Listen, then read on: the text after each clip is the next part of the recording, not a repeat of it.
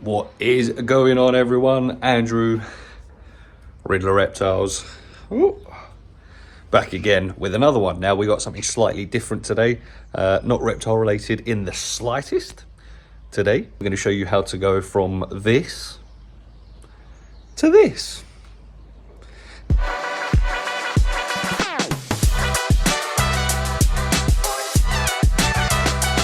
Now, that's where the pond's going to go.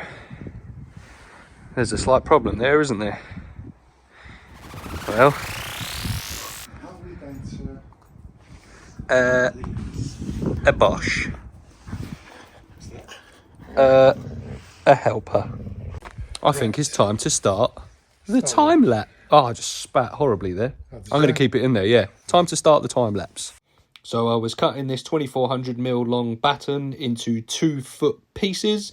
Unfortunately, because it was 2400, I only managed to get 3 and a bit out of each one, but it did the job. What we'd usually do is we'd suggest using, for the framework, 4x2s. Now, we haven't gone for 4x2s, and there's a reason behind that. I'm going to let my old man answer that. Pops, why are we not using 4x2s? Because you didn't get the right ones. I was expecting a worse response than that. My bad. I may or may not have accidentally ordered, what did I get? 1.5, 2.5 by 1.5. So instead we've just doubled them up. It's best to use 4x2s. Do as we say, not as we do. It's still gonna work. But yeah, it's yeah. The bigger the pond, obviously the bigger wood that you need. Yeah. So the outside lengths were 8 feet across, or to be fair, 2400 exactly, so we didn't need to cut anything. As you can see, the 2-foot parts that I've been cutting are now being used for the frame. As you saw, my dad was painting the ends just to make sure that we were nice and watertight and waterproofed, weatherproof, things like that, even though it's all going to be covered anyway. But yeah, these are the 8-foot lengths for the outside frame. As you can see, we're getting them nice and sturdy with 2 middle sections as well, really making sure they're buttoned down tight, 2 screws in each batten, really just to secure them properly.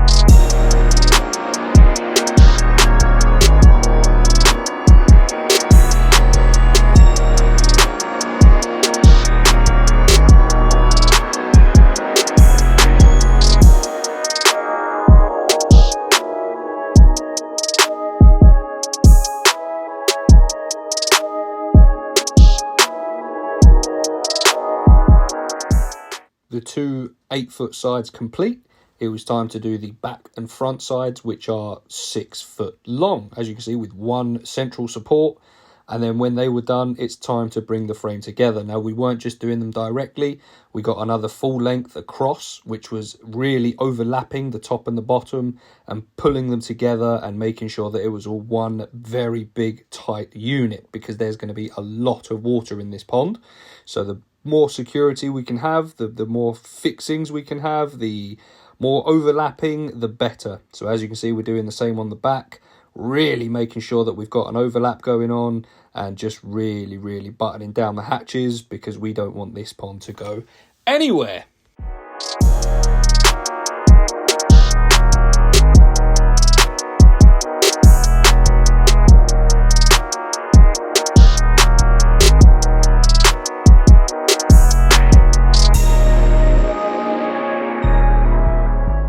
That's the bottom all done. Flip her over. And time to start with the ply. So before the back and the right hand side go on, we were painting it beforehand with the waterproof and weatherproof paint, the outdoor paint, just to keep us protected from the elements and make sure no wood starts rotting in the beautiful English weather. Oh look, a plane.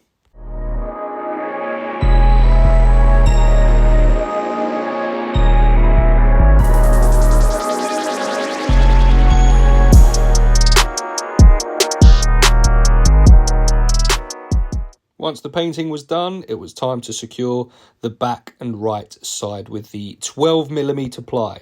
The outsides are 12mm ply because you don't need anything that structurally strong on the outsides. Cut them to size, make sure it's looking good, kept it nice and strong, and then it was time to put the concrete bolts through the frame and into the concrete itself. One in each centre on all 4 sides, really just to secure it to the ground, because we obviously have the wrong sized wood, but by having it doubled up and then concrete bolts as well as, this is not going anywhere.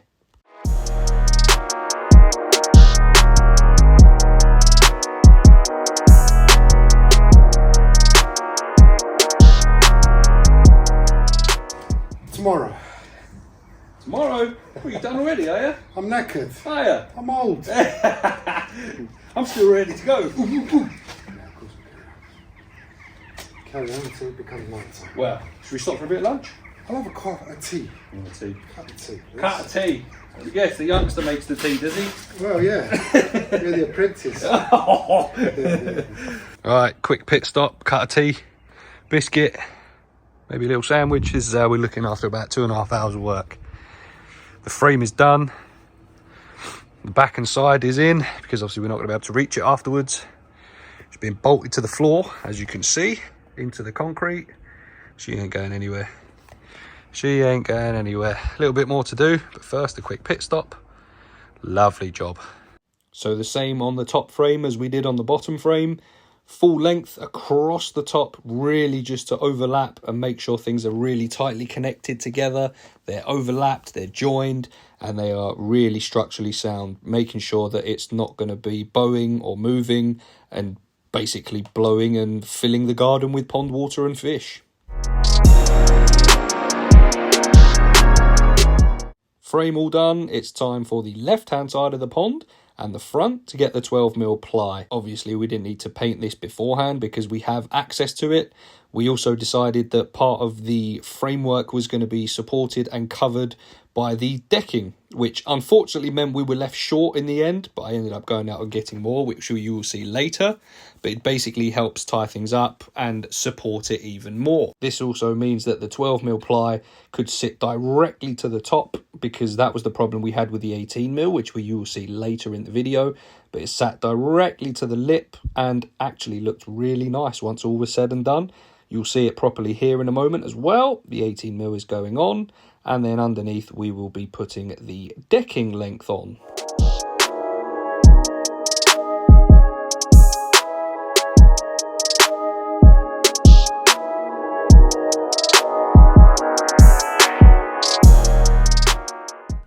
Right, end of day one.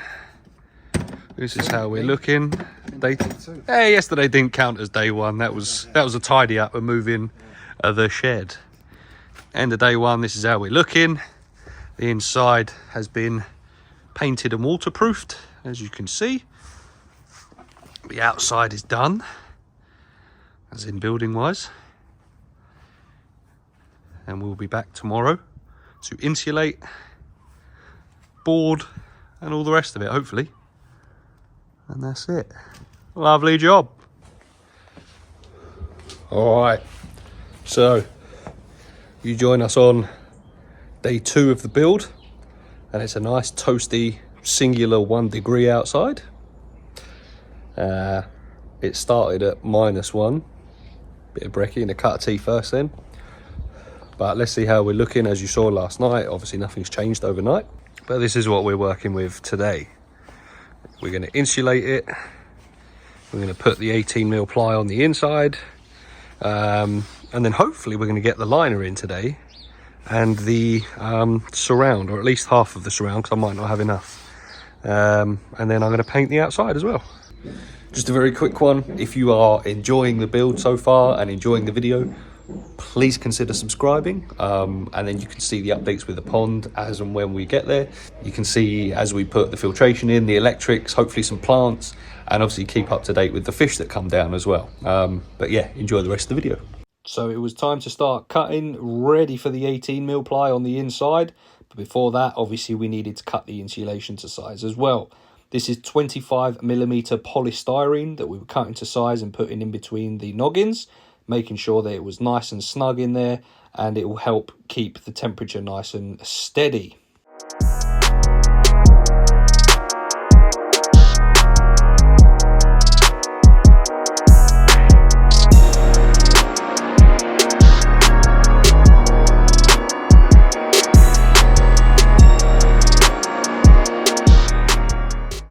So as you can see here, this is the problem I was saying earlier on.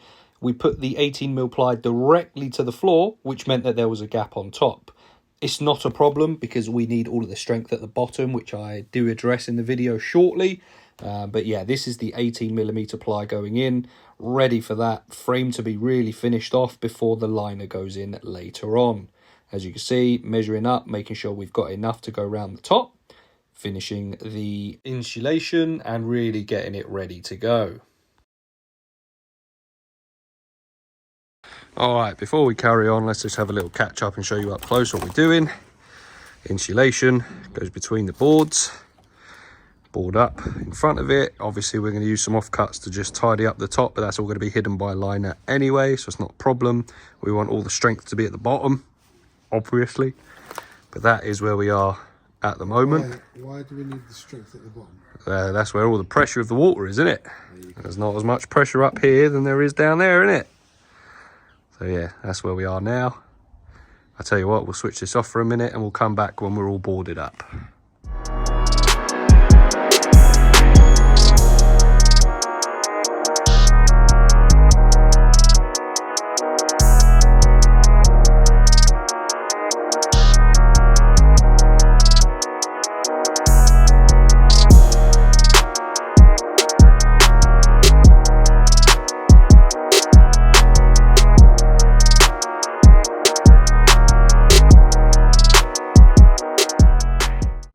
Alright, this is how we're looking.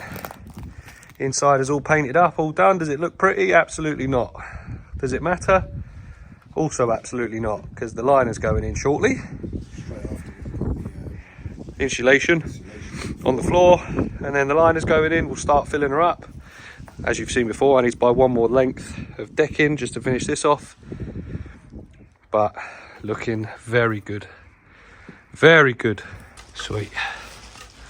And that is how we're looking. Bottom is insulated, the walls are insulated, we're all done. So now it's time for the liner to go in. Liner going in, making sure it's the right way round so that we've got plenty of slack either side before we start filling up. The best thing to do is start putting a small amount of water in whilst you're trying to get the liner in place, because you can use the weight of the water that's pulling the liner down, and you can really make sure that it's getting into those corners, into the crevices, and is sat correctly for when you eventually put the top on and cut the liner to size. The last thing you want to do is cut it and then need to move it again and you haven't got enough. So as you can see, we're moving the water around, moving the line around, and really getting it into position before we fill it up properly. This is best practice and it works really, really well. Just don't let there be too much water in there because you can't move it. All right, we're filling up. We're doing quite well. We're most of the way there. It hasn't exploded and flooded the garden, so that's good. I'm not going to bore you with the last of the filling up and the painting because the build is done. That's what you're here for. So what I'm going to do, I'm going to put the phone down. I'm going to do the painting. After that, I'm going to screw the tops down once this is filled up, and then I'll show you how we're looking after that. And this, my friends, is what two people who are very impatient and on a time frame can achieve. They got a bit of time, couple of days, and like I say, are very impatient. This is 2 days of work. It's still not 100% done, but like I say, I'm just showing you the build in this one. You'll see it as it updates and progresses further. You'll see the fish going in another video, because like I say, we're moving them from London to Devon.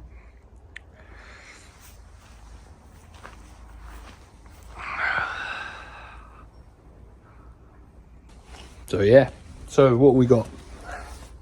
We've got 8 foot deep, or long, sorry, 6 foot wide, and it's just over 2.5 feet deep. Yes, it would have been nice to go deeper, but this is what we had to work with. This is something, like I say, if we had more time, more money, things like that, all well and good, but this is something that you can do on a bit more of a budget, because we used every piece of wood basically to the centimetre that we could. There's nothing left. We've used it all. So this is what I mean. If you want to do it a bit more expensive and you can buy more wood and things like that, you can make it bigger. But for us, this is all that we need. And I'm so happy with it. I'm so happy. I need to put the filter in, but I need to run some electrics to do so. It's class. This is my first ever pond that I've had in my own garden. My dad's built plenty of ponds in the past in his gardens. In actual fact, I'll try and put up a little B-roll now to, if he's got any photos of his old ponds, we'll put them up. Shout out to my old man, appreciate the help. You know, massive help, wouldn't have been possible without him. Really good fun. It was a fun build as well, we did have a laugh. But that's it. Signing out on the build video. This is all going to be painted, like I say, at some point, but I won't bore you with that. This was mainly for the build. But yeah, hope you've enjoyed. Please let us know what you liked, maybe what you didn't, what you would have done better, anything like that. And apart from that, please like, comment, share, subscribe, all of the good stuff, and we'll see you in the next one. Peace out.